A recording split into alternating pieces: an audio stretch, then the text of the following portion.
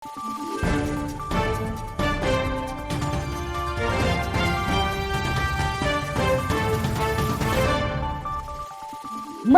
araw, Pilipinas! Ito ang Valiente News hatid sa inyo ng Office of the Vice President.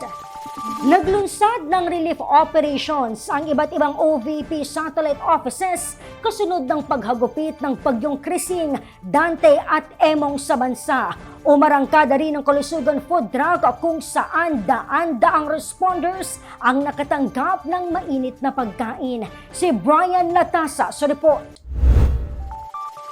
Naglunsad ng malawakang relief operations ang OVP Disaster Operations Center upang tugunan ang pangunahing pangangailangan ng mga Pilipinong apektado sa paghagupit ng bagyong Krising, Dante, Emong at ng Southwest Monsoon.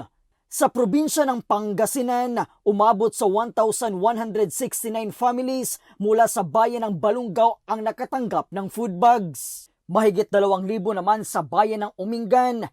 Nagsagawa rin ng parehong aktibidad ang OVP Cagayan Valley Satellite Office sa bayan ng Cataran, 200 families ang kanilang naalalayan.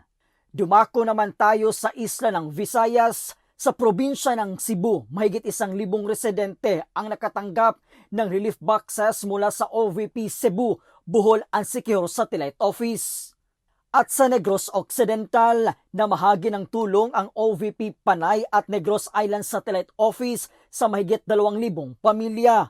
At sa Quezon City naman sa National Capital Region, 480 families ang agad na pinagkalooban ng food boxes ng OVP DOC. Sa kabuuan, umabot sa 8,645 kamaapektadong pamilya ang naalalayan sa malawakang relief operations ng OVP DOC simula July 19 hanggang 25.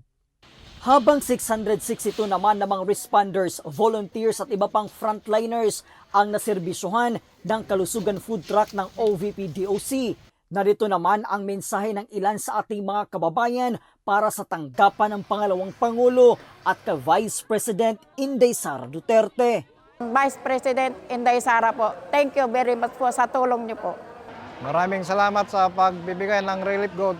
Maraming salamat po Madam Sara Duterte sa inyong pagtulong sa amin. Hindi nyo kami nakakalimutan, ipagpatuloy mo ang iyong gawain. Maraming salamat po sa kay Vice President Sara Duterte dahil sa konting tulong niyo po ay malaking bagay na po sa amin to. Baka mga 1 linggo na po ito.